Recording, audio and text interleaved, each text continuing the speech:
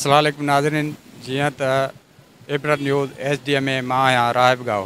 नाज़रीन, अव्हांखे ॿुधाईंदो हलां त डिफेंस थाणे जे हद डिफेंस फेज़ 7 आयशा मस्जिद जे भरिसां अणॼातल हथियारबंदनि वीगो गाॾीअ ते अंधाधुंध फायरिंग करे ॾिनी, जंहिंजे नतीजे में सिंध असेंबलीअ जे मेंबर असलम अबड़ो जा भाउ ऐं भाइटियो क़तल थी विया ऐं 2 ॼणा ज़ख़्मी थी विया आहिनि।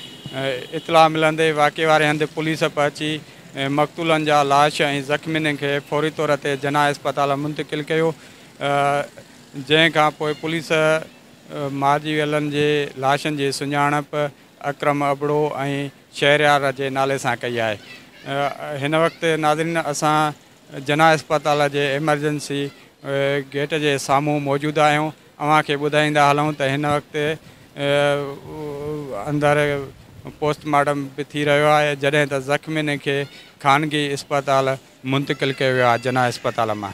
नाज़रीन, इतला मिलंदे जना अस्पताल एडिशनल IG कराची जावेद आलम ओढो, सूबाई मिनिस्टर वज़ीर आला जो एडवाइज़र मंज़ूर हुसैन वसाण ऐं मक़तूलनि जो भाउ MPA असलम अबड़ो ऐं वॾे तइदाद में संदन मिट माइट जना हॉस्पिटल पहुची विया आहिनि ऐं एडिशनल IG ऐं असलम अबड़ो मंज़ूर वसाण सां गॾु मीडिया वारनि सां पिणु ॻाल्हि ॿोल कई आहे।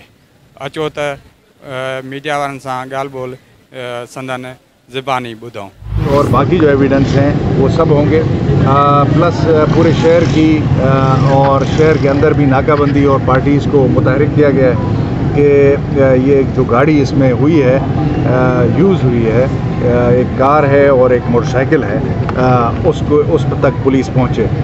इंशाल्लाह हम पहुँच जाएंगे और वजहनात भी क्लियर हो जाएगी। इस वक्त में उसके बारे में जो हमारी सस्पिशंस हैं या हमारी लीड्स हैं उस पर मैं बात करना नहीं चाहूँगा।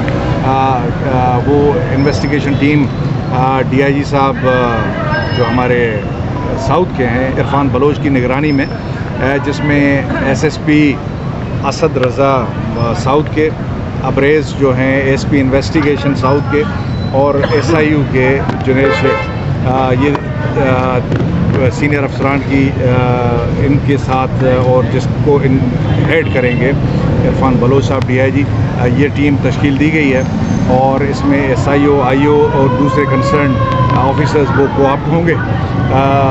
मुझे यकीन है कि इंशाल्लाह बहुत जल्द हम इस मसले की तह तक पहुंचेंगे और जो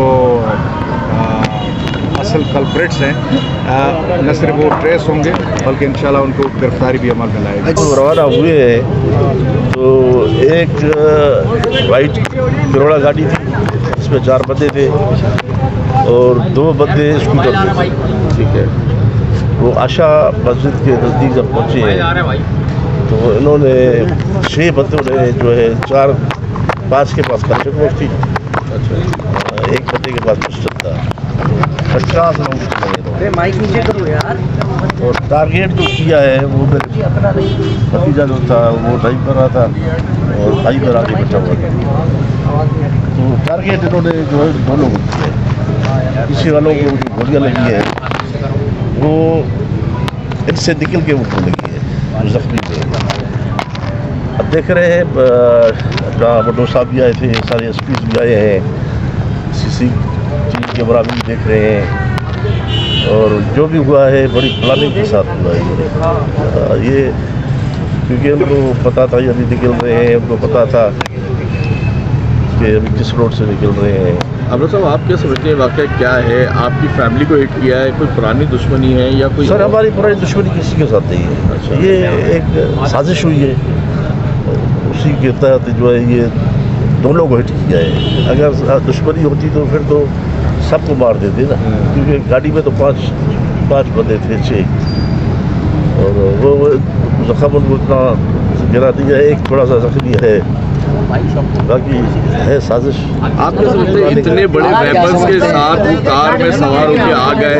आयशा मस्जिद के पास जो है वो सिक्योरिटी भी लगी होती है, बैरियर्स लगे हुए होते हैं, उसके बावजूद ये कर गए, तो पुलिस के ऊपर ये सवाल नहीं है कि इतनी बड़ी वारदात कर गए? लेकिन पुलिस को तो पता तो नहीं था कि ये होना है। मेरा लग से पुलिस तावट कर रही है। ठीक है। भुट्टो साहब हमारे गाँव के भी हैं, तो वो तो सीधी पहुँच गए थे, प्राइम मिनिस्टर के पास गए थे, वहाँ से आ गए। CM साहब ने फ़ोन पर बात किया है, जो मंजूर साहब आए हैं, मिनिस्टर साहब भी आए हुए हैं, एजाज जखानी साहब आए हुए हैं।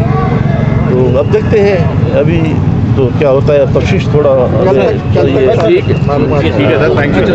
इन वक्त असां जना हॉस्पिटल जे एमरजेंसी वार्ड जे अॻियां मौजूदु आहियूं। असां सां गॾु मक़तूलनि जो वारिस पीपल्स पार्टीअ जो MPA असलम अबड़ोस मंज़ूर वसाण सां गॾु मीडिया वारनि सां ॻाल्हाईंदे चयो आहे त मुंहिंजी फैमिली ॿिनि गाॾियुनि ते जैकम्बाद वञी रही त नामालूम हथियार बंदनि हमिलो करे फायरिंग करे ॾिनी, जॾहिं त मुंहिंजो भाइटियो शहरियार गाॾी हलाए रहियो ऐं भाउ जेको आहे अॻियां वेठल हुयो। हिन चयो त 6 माण्हुनि जेको आहे गाॾीअ ते हमिलो करे ऐं फायरिंग करे ॾिनी आहे, जंहिंजे नतीजे में 2 ॼणा मारिजी विया ऐं 2 ज़ख़्मी थी पिया आहिनि। असलम अबड़ोस उहो बि चवणु हुयो त असांजी कंहिं सां बि दुश्मनी न आहे, जेकॾहिं दुश्मनी हुजे हा त मुंहिंजे पूरे ख़ानदान खे क़त्ल कयो वञे हा। हीअ हिकु असांजी फैमिलीअ लाइ साज़िश आहे ऐं पुलिस यकीन ॾियारायो आहे त जल्द जेको आहे जवाबदारनि खे गिरफ़्तार करे कानून जे कटहरे में आंदो वेंदो। कैमरामैन शेख वक़ार सां गॾु राहिब गांव, इबरत न्यूज़, कराची।